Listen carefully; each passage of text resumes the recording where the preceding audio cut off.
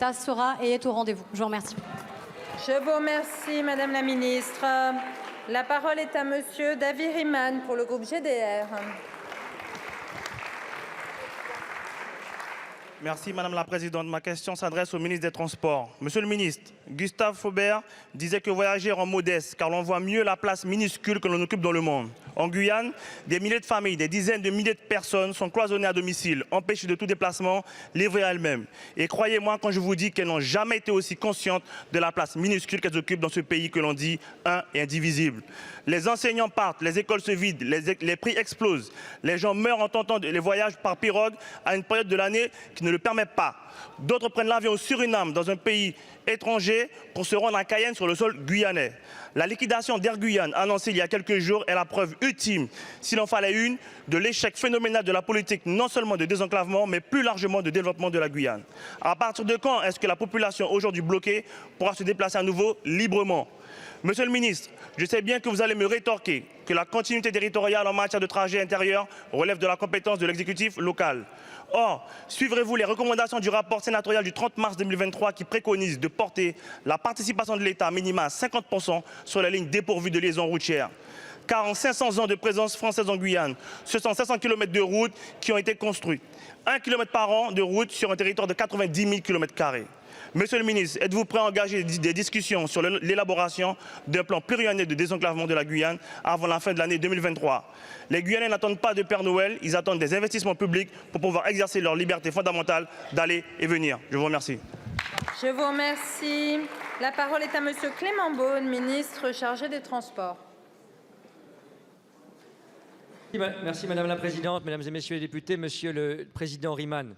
Vous appelez mon attention et celle du gouvernement, puisque je suis ce dossier avec Philippe Vigy notamment, sur le cas extrêmement préoccupant en effet de la liquidation de la compagnie Cair.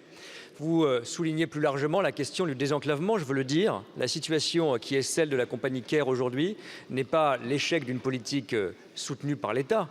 Nous sommes au rendez-vous et nous serons au rendez-vous sur la continuité territoriale. Nous serons au rendez-vous notamment sur la continuité en termes d'infrastructures. Je m'en suis entretenu ce matin même avec le président Serville qui est à Paris.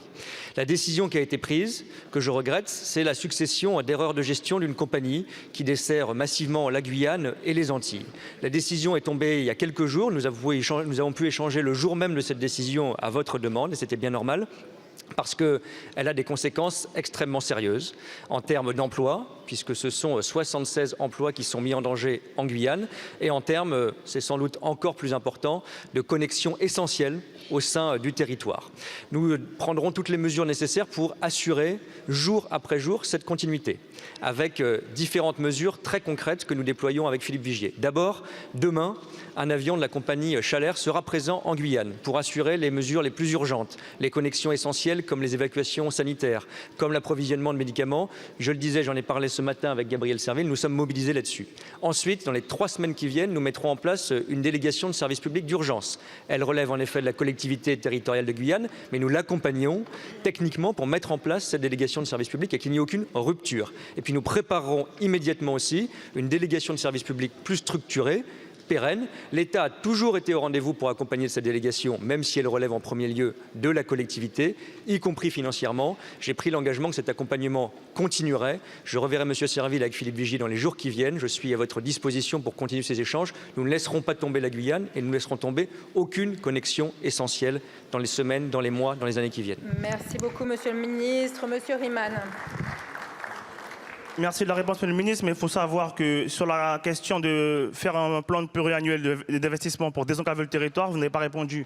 Aujourd'hui, je rappelle encore les chiffres. La Guyane, c'est 90 000 km², 500 km de route nationale. Il n'y a rien d'autre. Il y a urgence à désenclaver le territoire, à permettre aux gens de se déplacer sur le territoire guyanais. Donc je vous redemande encore une fois, il faut ouvrir la discussion pour un plan pluriannuel de désenclavement du territoire guyanais.